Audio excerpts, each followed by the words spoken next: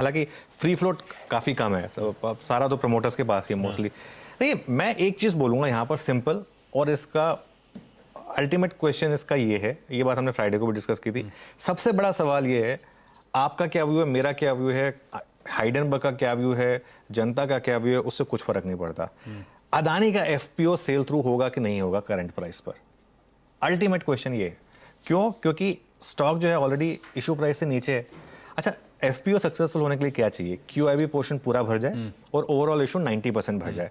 तो अगर QIB portion मान लो 2-3 टाइम्स भर गया, तो फिर अब क्यूआईबीज ये कह सकते हैं, रिटेल तो, अब रिटेल को तो ये नहीं, आप कह नहीं सकते कि आप एफपीओ में लीजिए, रिटेल के पास तो अगर अवेलेबल है। फ्राइडे पे कई लोगों ने लिया भी है लिस्टेड मार्केट से, तो लिस्टेड मार्केट से ले सकता है। क्यूआईबी फिर भी ये कह सकता है कि देखिए जितनी मुझे क्वांटिटी चाहिए वो मुझे लिस्टेड मार्केट में तो मिलेगी नहीं, तो उसके लिए मुझे एफपीओ में लेना पड़ेगा। अब क्या आप उन क्यूआईबीज को आप क्वेश्चन करेंगे कि आप क्यों उसमें इन्वेस्ट कर रहे हैं, नहीं कर रहे हैं, वो बात की बात है। लेकिन अल्टीमेट सवाल यही है कि क्योंकि अभी इशू प्राइस जो है उससे नीचे हैं हम, क्या शॉर्ट कवरिंग आएगी या नहीं आएगी, और आएगी तो कितनी सस्टेन करेगी।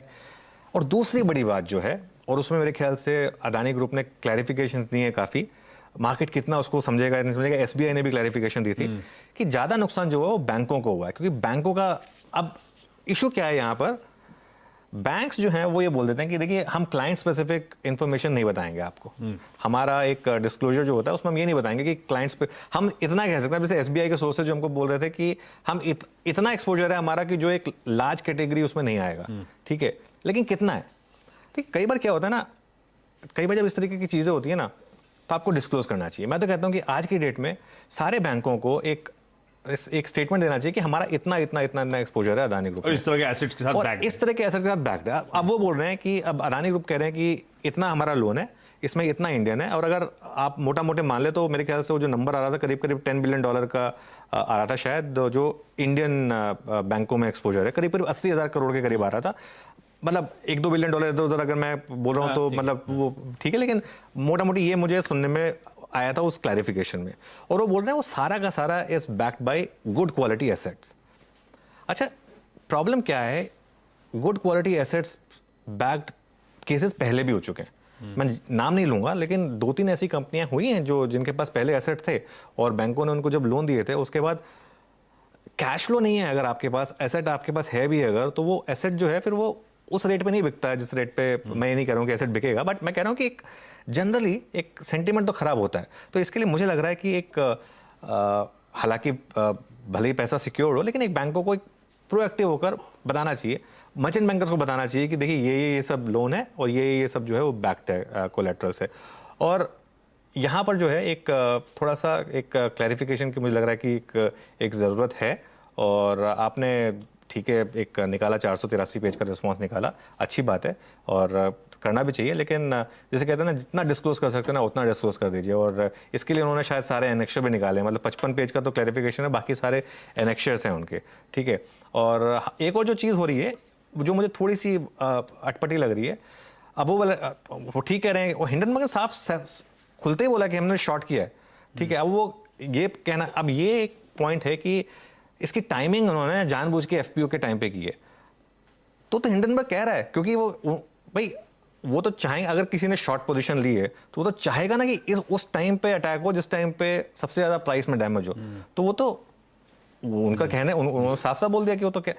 अब यहाँ पर जो है सेंटीमेंट खराब हुआ है, उसको आप कैसे मैनेज करेंगे ये अब आपके ऊपर है, और वो कोशिश कर भी रहे हैं, to be fair to them.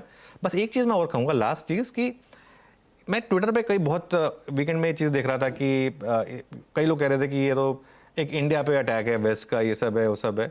उसमें ना जाएं, शेयर मार्केट को और उसको उससे दूर रखें। मतलब जब शेयर चढ़ रहे थे तो क्या आम पब्लिक को कुछ मिल रहा था उसकी वजह से? नहीं मिल रहा था ना। तो अब शेयर गिर रहे हैं तो भाई आम पब्लिक क्यों उसको अपने गिल्ट ट्रिप में आए।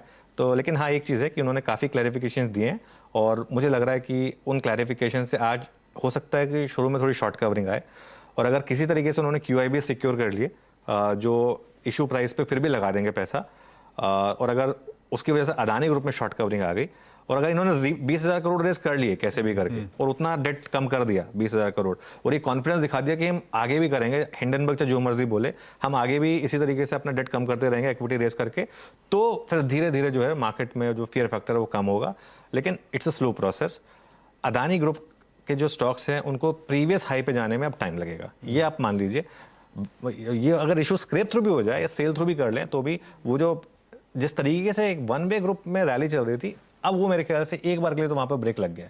अब उन स्टॉक्स को वापस, अब जैसे उसका एक कोलैटरल डैमेज जो हुआ, अंबुजा उस दिन जैसे 350 पर आ गया, अब आप उसको अदानी एंगल ना भी जोड़ें तो भी 350 में अंबुजा मतलब जो 600 तक गया था, 440 पे तो प्रेफरेंशियल इशू में अदानी ने खुद लिया था। इससे ऊपर के भाव पे तो इन्होंने स्टेक लफाट से उठाया था। एग्जैक्टली तो उतनी तो मतलब मार्केट ने उसको वैल्यू दे दी थी, तो इसके लिए कई लोगों ने लिया भी है ये वाला स्टॉक उस दिन। लेकिन फिर वही बात है, मार्केट में जब सेंटिमेंट खराब होता है, स्टॉक मार्केट और बाकी मार्केट में एक बहुत इंटरेस्टिंग चीज़ होती है, आप प्रॉपर्टी मार्केट क्रैश करती है ना, आप लेने की कोशिश करते हैं। कोई और मार्केट, अमेजोन पे सेल मिलती है, फ्लिपकार्ट पे सेल मिलती है, आप कूद के लेते हैं। स्टॉक मार्केट अकेली ऐसी जगह है जहां पर जब स्टॉक गिरता है तो आप बेचते हैं और जब स्टॉक्स चलते हैं तो आप खरीदते हैं। और जैसे वो राकेश झुंझुनवाला जी ने कहा था ना, वधारे लेवानू घटाड़े बेचवानू, एग्जैक्टली वो वाला मामला इस समय मार्केट में चल रहा है। ऊपर जो सबको लेना है, नीचे में किसी को नहीं लेना। तो भैया समय लगेगा अदानी ग्रुप के स्टॉक्स को वापस अपने प्रीवियस हाइज रिक्लेम करने में। यार हाइज कभी करें नहीं करें उससे अलग कहानी, स्टेबलाइज हो जाए वो मार्केट्स के लिए बहुत इंपॉर्टेंट। हमें बहुत क्लोजली वॉच आउट करना पड़ेगा अदानी ग्रुप के एफपीओ का रिस्पॉन्स। कल मैं मैनेजमेंट की कमेंट्री वगैरह सुन रहा था, वो तो बड़े कॉन्फिडेंट हैं। हमने हेडलाइन में वो मेंशन भी करा है कि कोई प्राइस बैंड, कोई टेन्योर शेड्यूल में कोई बदलाव नहीं करेंगे हम, तो कॉन्फिडेंट है सेल थ्रू हो जाएगा। बाजार की स्टेबिलिटी के लिए भी इंपॉर्टेंट हो गया अब तो ये। खैर देखते हैं अब आज खुलने के बाद अदानी ग्रुप के स्टॉक्स कैसा बिहेव करते हैं, उससे काफी हद तक सेंटिमेंट्स का जायजा लग जाएगा। ये एक इंपॉर्टेंट एस्पेक्ट था बाजार का। अब दूसरा इंपॉर्टेंट एस्पेक्ट है वो ग्लोबल क्यूज, जो अपफ्लेट सेकेंडरी हो गए लेकिन उतनी इंपॉर्टेंस रखते हैं क्योंकि एक बड़ा इवेंट यूएस फेड का सामने खड़ा है। कल से 2 दिनों की बैठक शुरू होगी। फ्राइडे का बाजार ऐसा था, डाउ का एक समय 200 पॉइंट ऊपर, एक समय 125 पॉइंट नीचे, दोनों तरफ दिखा था डाउ। फाइनली उस रेंज के मिड पॉइंट पे फ्लैटिश क्लोज हुआ। नैस्डैक का आउट परफॉर्मेंस कंटिन्यू हो रहा था। नीरज जी, मूड कैसा और चल क्या रहा है ग्लोबली? देखिए, मूड और चल क्या रहा है ग्लोबल में, लोगों के दिमाग में यह है कि इस हफ्ते क्या करता है फेड, ये सबसे महत्वपूर्ण, सबसे इम्पोर्टेंट वही है। और लोगों ने ये मान लिया कि ये इस वाली बैठक में तय हो जाएगा कि अब ब्याज दरें नहीं बढ़ेंगी या बढ़ने की सिलसिला एकदम कम हो जाएगा। तो बहुत सारे रिजल्ट्स हैं, वो अपनी अपनी कहानी अलग प्ले करें। अब तक जो S&P के रिजल्ट्स आए वो वीक आए हैं। दिक्कत क्या है मुझे उसमें लग रही है कि सबने होप बहुत ज़्यादा बिल्ड कर ली है। 25 बेसिस पॉइंट, कुछ लोग तो कह रहे हैं कि जून से कटौती शुरू हो जाएगी। मतलब इस तरीके की जब बातें होती ना, तो थोड़ा सा मार्केट में फियर फैक्टर आना चाहिए, लोगों को डरना चाहिए, क्योंकि आप ओवरबोर्ड जा करके अपनी होप बिल्ड करने लगते हैं।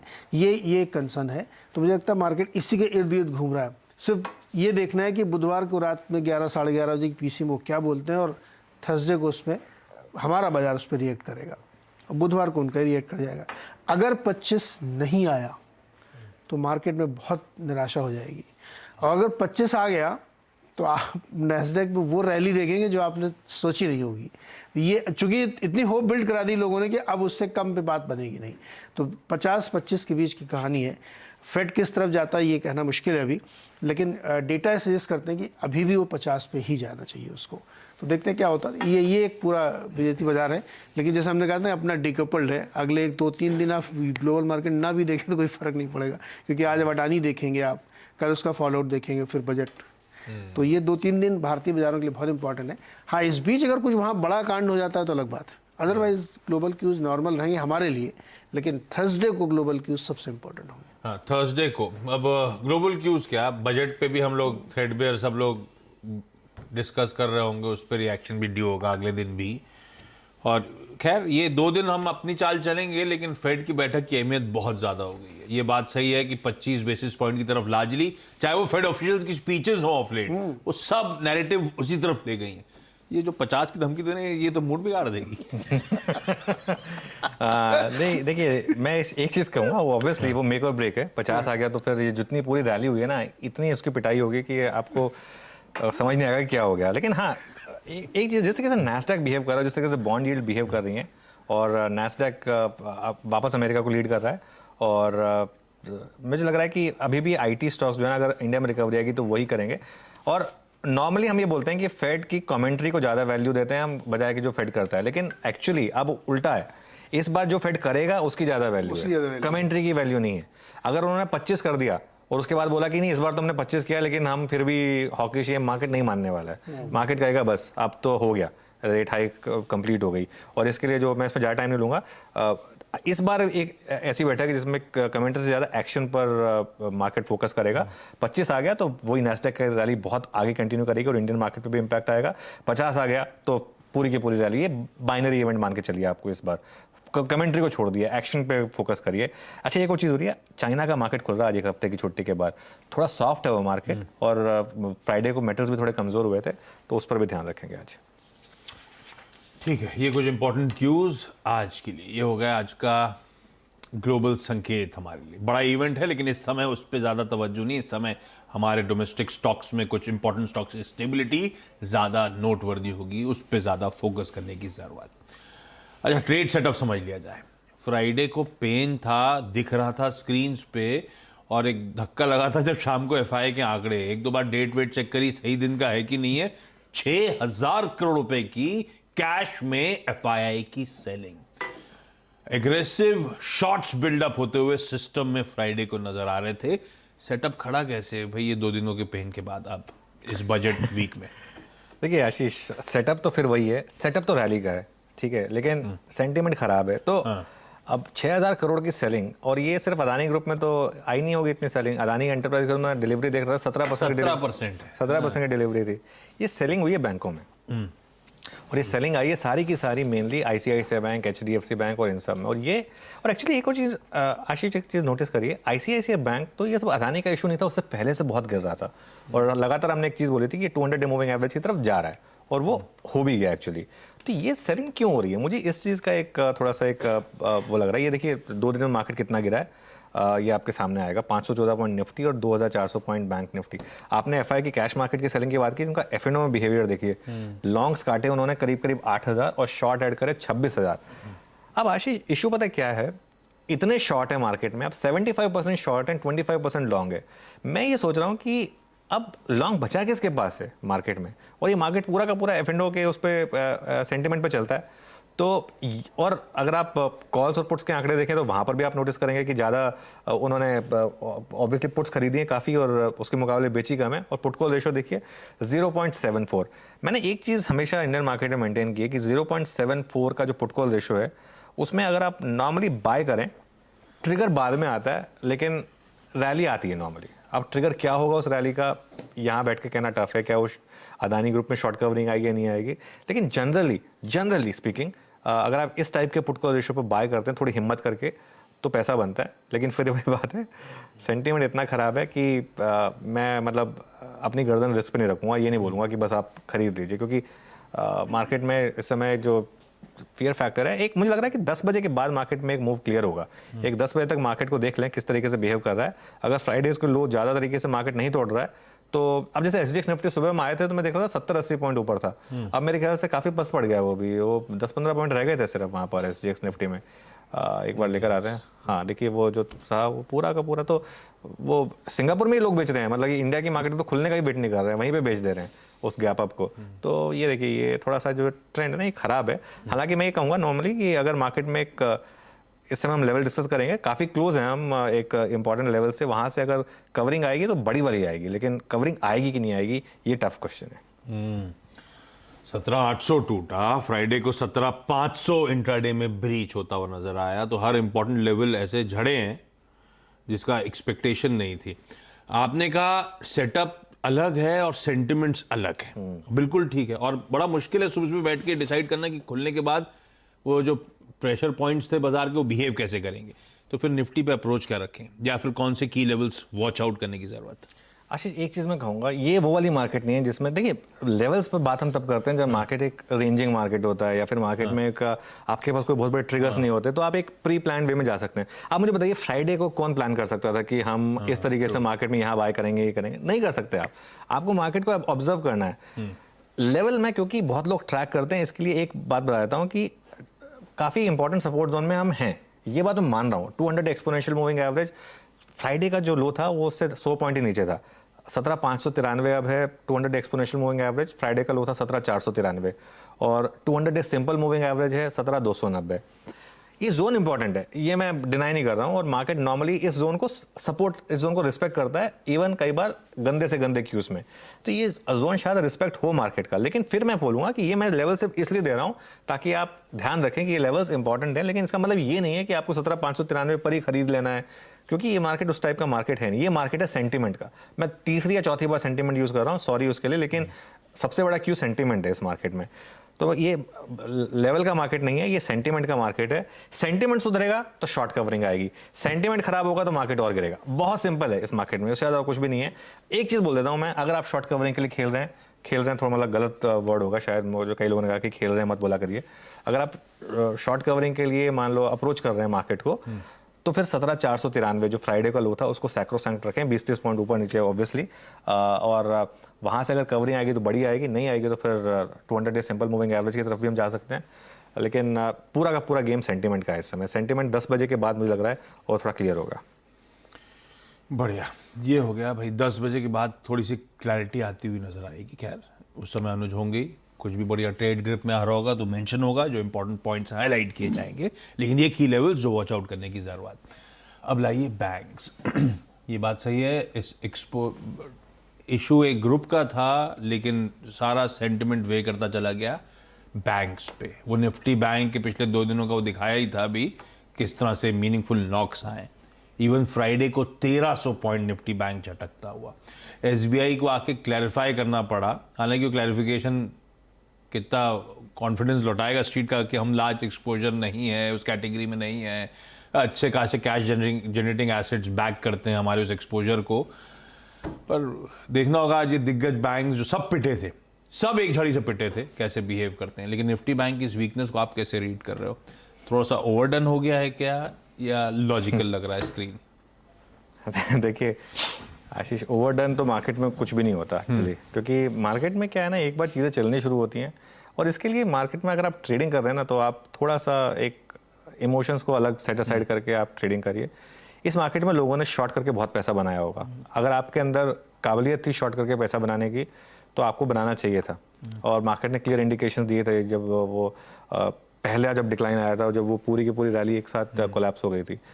कुछ तो गड़बड़ है, वरना मार्केट इतना नहीं गिरेगा। अब 3-4 फैक्टर जुड़ जाते हैं। देखिए बैंक निफ्टी की चाल जो सीधा अदानी ग्रुप से जुड़ी है।